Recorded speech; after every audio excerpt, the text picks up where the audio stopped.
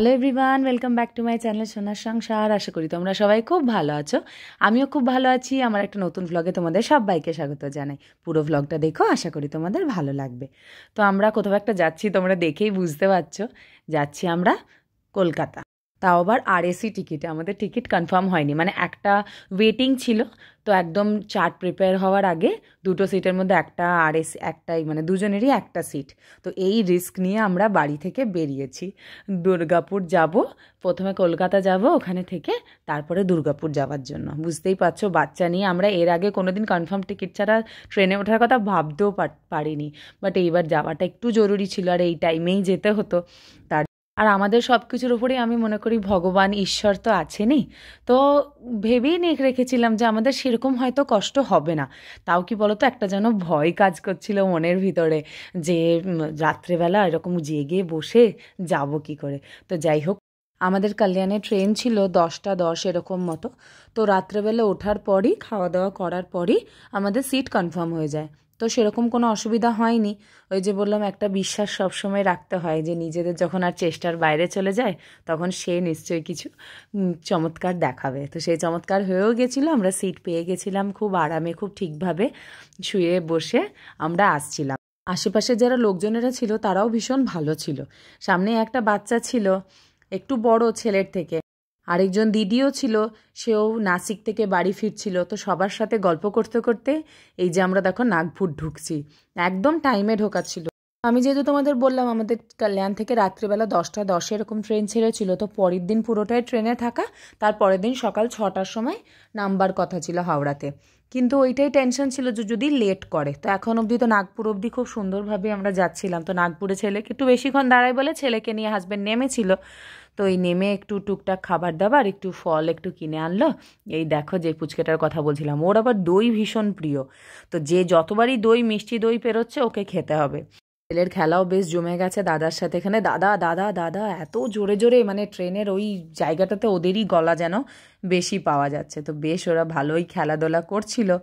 আর ওর তো বোতল, ছেলের তো বোতল ভীষণ প্রিয়। সবার মানে ঘুরে আসছিল ট্রেনে একবার করে, আর কারোর কাছে বোতল পেলে ওগুলো নিয়ে নিয়ে আসছিল। তো এই যে বললাম, আমাদের গল্প বেশ জমে গেছিলো। তো এই যে গল্প চলছে সবার সাথে। এবার দুপুরে লাঞ্চে আমরা অর্ডার করেছিলাম, একটা ভেজ রাইস নিয়েছিলাম আর একটা এগ রাইস। ছেলের জন্য কি করেছিলাম বলো তো, আমি বাড়ির থেকে ওটস এনেছিলাম, তারপরে কর্নফ্লেক্স, মুড়ি গুঁড়ো সব নিয়ে এসেছিলাম। তো ওগুলোই ওকে ঘুরিয়ে ফিরিয়ে এদিক ওদিক করে সেরেল্যাক এরকম ঘুরিয়ে ফিরিয়ে খাওয়াচ্ছিলাম। তো এই দেখো, ছেলেকে একদম ভালো করে ক্লিন করে ড্রেস চেঞ্জ করিয়ে এবার খাইয়ে দিলাম। তারপরে আস্তে আস্তে ওকে একটু ঘুম পাড়িয়ে দেবো। বাইরেটা দেখতে দেখতে বেশ যাচ্ছে, ওর খুব ভালো লাগছে ট্রেন জার্নিটা, এনজয় করছে, আমরা এটা বুঝলাম। তো তারপরে আমরাও একটু শুয়েছিলাম, একটু দুপুরটা ঘুমিয়ে। এই যে বিকেলে উঠেছে, বিকেলে উঠে এই যে খেলাধুলা হচ্ছে, কিন্তু বেশ ঠান্ডা লাগছিল আমাদের ওখানটা। তোকে আমি তাই টুপি জ্যাকেট সব পরিয়ে দিয়েছি। এবার দেখছোই তো আমাদের সাইড বার্থে একটা সিট ছিল, আর যেটা কনফার্ম হয়েছিল ওটা সামনের ছিল। তো আমাদের তারপরে চারিপাশের লোকজনেরা কি হলো, চেঞ্জ হয়ে গেল, এদিক ওদিক নেমে গেলেন তারা। আর যারা সামনে এলো তারপরে তারা একটু পর্দা টর্দা টেনে তারা নিজেদের মতো থাকাটাই প্রেফার করছিল। তো তখন থেকে কি হলো, আমাদের ওই পুচকে ছেলেটা বা ওই দিদি সবাই নিজে নিজে সিটে গিয়ে বসে গেল। তো সন্ধ্যে থেকে বেশ মানে সামনেটা ফাঁকা ফাঁকাই লাগছিল। তো আমাদেরকেই ছেলেকে এনগেজ রাখতে হচ্ছিল, ওকে দুবার ট্রেনে হাঁটাতে হচ্ছিল। ওর কিছু কিছু খেলনা এনেছিলাম, সেগুলো নিয়ে খেলাধুলা চলছিল অনেকটা টাইম। তো ওরও ভালো লাগছিল না। আমরা সন্ধ্যাবেলা একটু চা খেলাম, আর স্ন্যাক্সের মধ্যে সিঙ্গাড়া নিয়েছিলাম। আর ট্রেনে তো একটু তাড়াতাড়ি খাবার নিয়ে মানে অর্ডার নিতে আসে। তো আমরা আবার রাত্রেবেলা একটা চিকেন রাইস আর একটা এগ রাইস নিয়েছিলাম। এও তো ডিম আর চিকেন ভাত দুটোই দিয়ে চলে গেছে ওপরে। তো এবার আমরা খাওয়া দাওয়া করে নেব। তো আগে শঙ্কর খেয়ে নিচ্ছে, তারপরে আমি খেয়ে নেব, দিয়ে শুয়ে টুয়ে এই যে দেখো আবার পরের দিনের সকাল। তো যথারীতি ট্রেন উড়িষ্যা ঢোকার পর থেকে লেট হওয়া শুরু করেছে। মানে 6টার সময় যেটা হাওড়া ঢোকার কথা ছিল, সেটা তখনও 7টা 8টা বেজে গেছে, তখনও পেরোয়নি। তো এই যাই হোক, আবার সকালে উঠে চা খেয়ে টিফিন খেয়ে আমরা বসে আছি, দেখছি। আর ওই ওপরে দিদি বললাম, সেও নেমে এসেছে, যে ছেলেকে আর কতটুকু সময় পাবে, একটু এই যে আদর টাদর করে নিচ্ছে। এবার সব আমাদের ব্যাগ ট্যাগ গোছানোর পালা। যা জিনিসপত্র ছেলের জন্য তো সব ছড়িয়ে রাখা ছিল, তো সব শঙ্কর সব গুছিয়ে রাখছে। ছেলেকে আরেকবার নামার আগে একটু সেরেল্যাক খাইয়ে নেব, দিয়ে আমরা নেমে যাব এবার। তো এই যে দেখো খাওয়া দাওয়া কমপ্লিট, এবার নেমে যাওয়ার পালা। সবাই সবার ব্যাগ নামিয়ে নিচ্ছে, ছেলেও জুতো পরে নিচ্ছে, খুব খুশি। এমনি আমাদের খুব ভালো লাগছে আবার অনেক দিন পর নিজের শহর, নিজের জায়গায় ফিরে আস। তো কলকাতায় নেমে আমরা যাব হচ্ছে আমার পিসির বাড়ি। প্রথমে পিসির বাড়ি যাব, ওখানে কিছুদিন থেকে তারপরে দুর্গাপুরে আমার মায়ের বাড়ি, মানে আমার বাপের বাড়ি, প্লাস আমাদের নিজেদের ফ্ল্যাট দুটোই।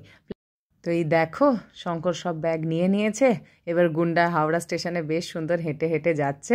তো তারপর এই যে কুলি করা হয়েছে ওখানে, এবার ওলা স্ট্যান্ডে নিয়ে যাচ্ছে। তো ওলা নয়, এমনি নর্মাল গাড়ি করেই আমরা ঠিক করলাম ওখানে। এবার আমরা পিসির বাড়ি যাব। পিসির বাড়ি হচ্ছে কসবা, হাওড়া স্টেশন থেকে একটু টাইম লাগেই, প্লাস জ্যামও তো রাস্তায় পড়ে। তো দেখলে আমরা গাড়ি পেয়ে গেছি, আমাদের মধ্যমণিও মাঝে সুন্দরভাবে বসে গেছে। তো এই দেখো হাওড়া ব্রিজ, তারপরে এই যে মা গঙ্গা পেরিয়ে আমরা মা গঙ্গাকে প্রণাম করে পিসির বাড়ির দিকে রওনা দিলাম। অনেক দিন পর নিজের শহরকে দেখা, নিজের এই রকম ট্যাক্সি, এইরকম বাস দেখে ভীষণ ভালো লাগে। যেন আমরা এই জিনিসটা খুব মিস করি ওখানে। তো ছেলেকে ভাবলাম ওকে একটু সেরেলেক খাইয়ে নামিয়েছিলাম ট্রেন থেকে, তো মাখানা খাওয়াচ্ছিলাম। তো নিজে খাওয়ার বন্ধ করে এবার নিজে ওর বাবাকে খাইয়ে দিচ্ছে। তো তারপরে ওরা, আমি দেখলাম যে ওর আর খাওয়ার ইন্টারেস্ট নেই, তো এই বন্ধ করে ও সুন্দরভাবে যাচ্ছে।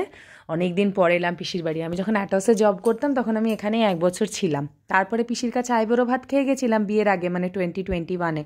তারপর থেকে আমার এতদিন আসা হয়নি। তো রাস্তাতে একটু প্রবলেমও হচ্ছিলো, চিনতে পারছিলাম না, তাই ম্যাপ দেখে গাইড করে দিল পিসি।